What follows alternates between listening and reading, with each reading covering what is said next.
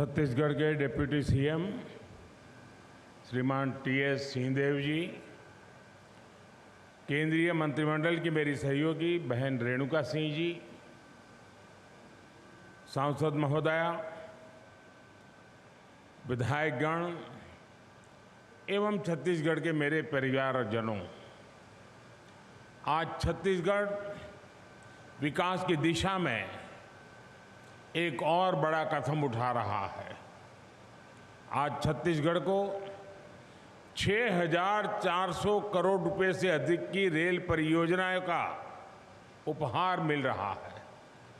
छत्तीसगढ़ का सामर्थ्य ऊर्जा उत्पादन में बढ़ाने के लिए, स्वास्थ्य के क्षेत्र में और सुधार के लिए आज अनेक नई योजनाओं का शुभारंभ हुआ है।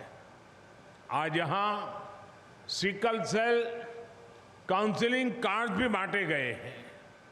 साथियों, आधुनिक विकास की तेज रफ्तार के साथ ही गरीब कल्याण के भी तेज रफ्तार का भारतीय मॉडल आज पूरी दुनिया देख रही है, उसकी सराहना कर रही है।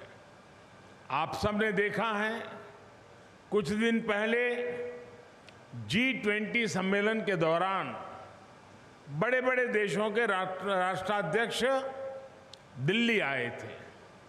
ये सभी भारत के विकास और गरीब कल्याण के प्रयासों से प्रभावित होकर के गए हैं। आज दुनिया की बड़ी बड़ी संस्थाएं भारत की सफलता से सीखने की बात कर रही हैं। ऐसा इसलिए क्योंकि आज विकास में देश के हर राज्य को, हर इलाके को बराबर प्राथमिकता मिल रही है। और जैसा उप मुख्यमंत्री जी ने कहा, हमें मिलकर के देश को आगे बढ़ाना है। छत्तीसगढ़ और रायगढ़ का ये इलाका भी इसका गवाह है। मैं आप सभी को इन विकास कार्यों के लिए बहुत बहुत बधाई देता हूं।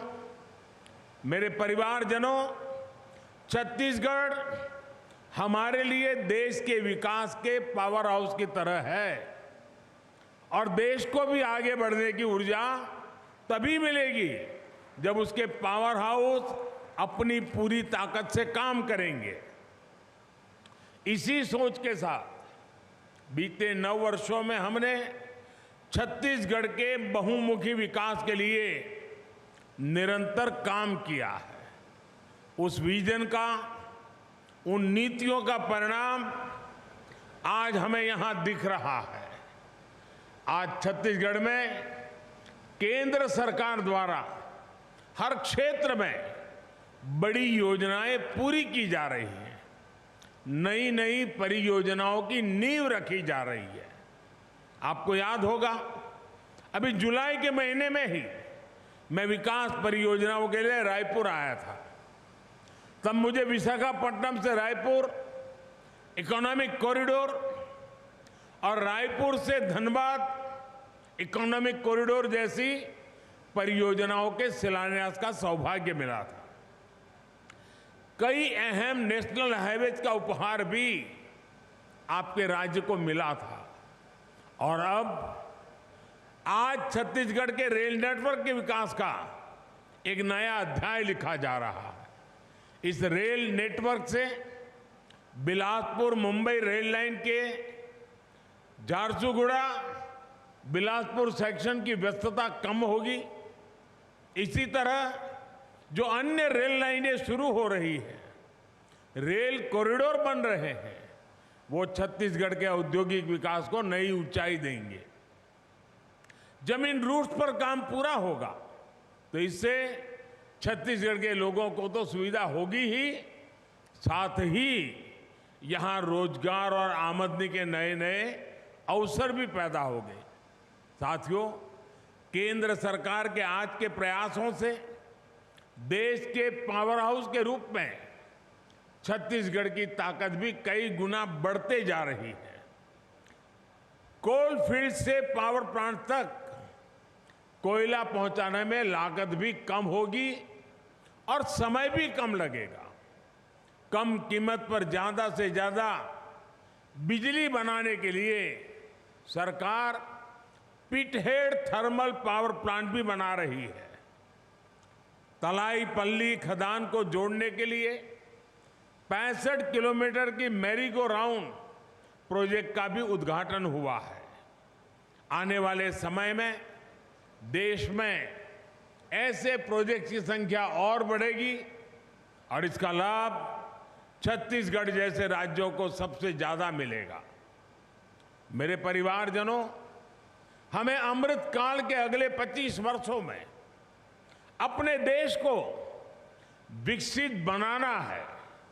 ये काम तभी पूरा होगा जब विकास में हर एक देशवासी की बराबर भागीदारी होगी।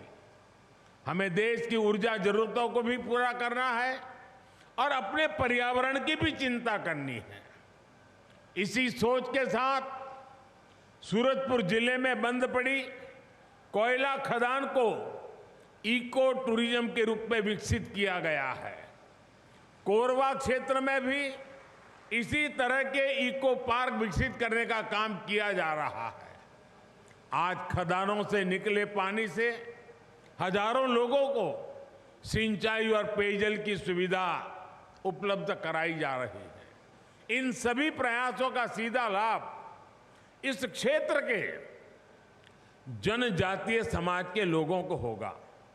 साथियों, हमारा संकल्प है कि हम जंगल जमीन की हिफाजत भी करेंगे और वन संपदा से खुशहाली के नए रास्ते भी खोलेंगे।